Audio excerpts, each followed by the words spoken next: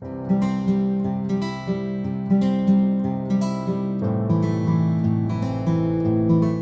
Everyone, good morning. आज है 13th of January, Lohri है आज। Happy Lohri to all of you. और बहुत ठंड हो रही है और पता है इसलिए ना मुझे गर्मियाँ अच्छी लगती हैं। गर्मियों में कम से कम एनर्जी तो रहती है, सर्दियों में तो एनर्जी पता नहीं कहाँ चली जाती है।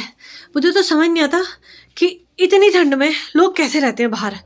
मतलब क्यों रहते हैं इतनी ठंड में, क्यों रहते हैं बाहर जहाँ बर्फ़ पड़ती है। कैसे वो लोग इतनी एनर्जी स्टोर करके रखते हैं सारा काम करने के लिए। अपने में तो इतनी एनर्जी नहीं है यार।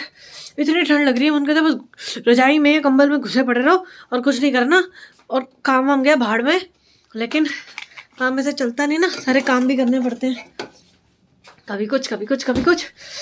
और बर्तन तो समझो धुल ही नहीं रहे हैं इतनी ठंड में मुझसे। हाथ है ना 2 से 3 मिनट में हाथ सुन्न बिल्कुल सुन्न, भाई पता ही नहीं हाथ उंगलियां कहाँ है, गायब। इतनी ठंड लग रही है। बड़ी हिम्मत है यार सच में, पहाड़ों में रहने वाले लोगों की इतनी ठंड में कैसे वो मैनेज करते हैं। सीरियसली यार, मेरी तो हालत ख़राब है। 11:15 बज रहे हैं, धूप भी नहीं निकली। मैं नहा के रेडी होके सब काम कर पूजा वूजा कर चुकी हूँ, और मेरी शक्ल देख के लग ही नहीं रहा होगा कि मैं नहाई हुई हूँ। देखो, और अंदर का रूम देखो, अगर यहाँ से दिख रहा होगा ना, कंबल हटाने का ना बेड पे से मन ही नहीं कर रहा, कंबल हटाने ही नहीं। और यहाँ पे तो मैंने 3 कंबल रखे हुए हैं। इस वाले कमरे में 3 कंबल है मेरे पास। इतनी ठंड लग रही है, हाय बहुत ठंड है, बहुत ठंड है। मेरी नाक इतनी ठंडी हो रही है, नाक गर्म ही नहीं हो रही। चल यार, चाय तो मैंने पी ली, अब देखती हूँ कुछ खाने पीने का इंतज़ाम करते हैं। भूख भी लग रही है, 11 भी बज रहे हैं और बहुत ठंड है, बहुत ठंड है, बहुत ठंड है, बहुत ठंड है, बहुत ठंड है। और दोपहर में अच्छी खासी धूप निकली थी तो मैं चली गई थी छत पे, और छत पे यहाँ पर मैं सरसों की खली को भिगो रही हूँ।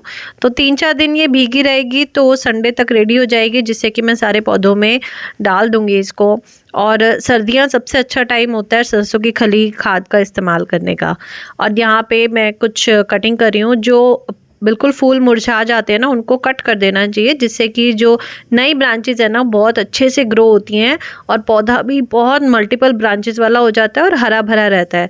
तो जब भी आपके गमलों में फूल मुरझा जाए ना, उनका जस्ट थोड़ा सा उस फूल के थोड़ा सा नीचे से उसको कट कर दीजिए। इस चीज़ से ना प्लांट्स बहुत हेल्दी रहते हैं।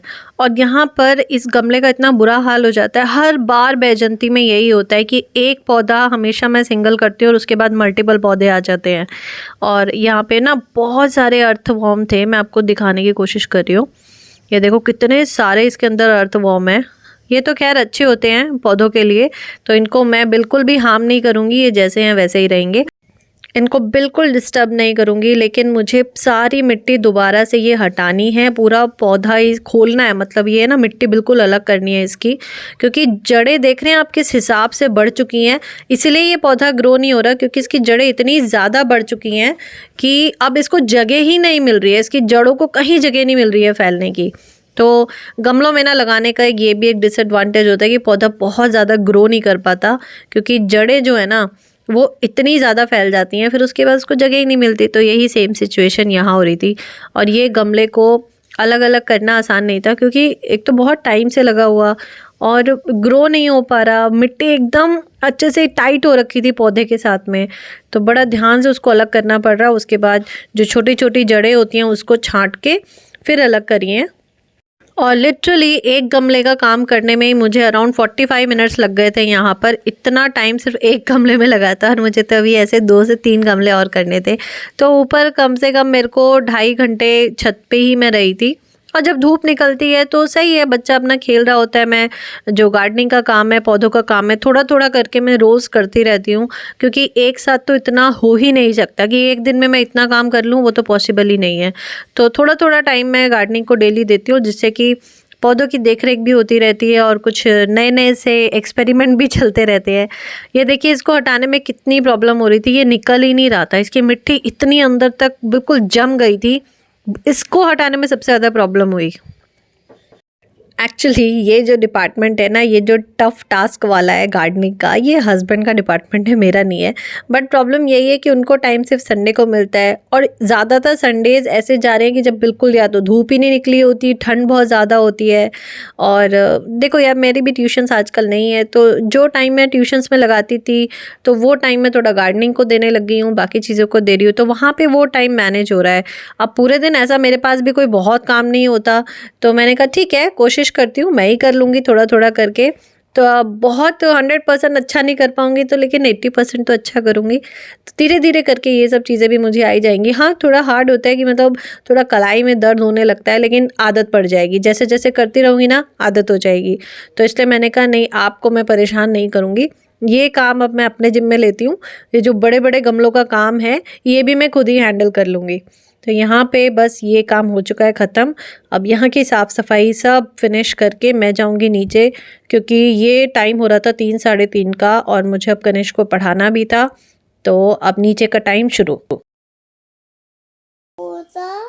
8 2 5 10 2 6 12 2 7 14 2 8 16 2 9 18 2 10 20 2 10 20 वेरी गुड।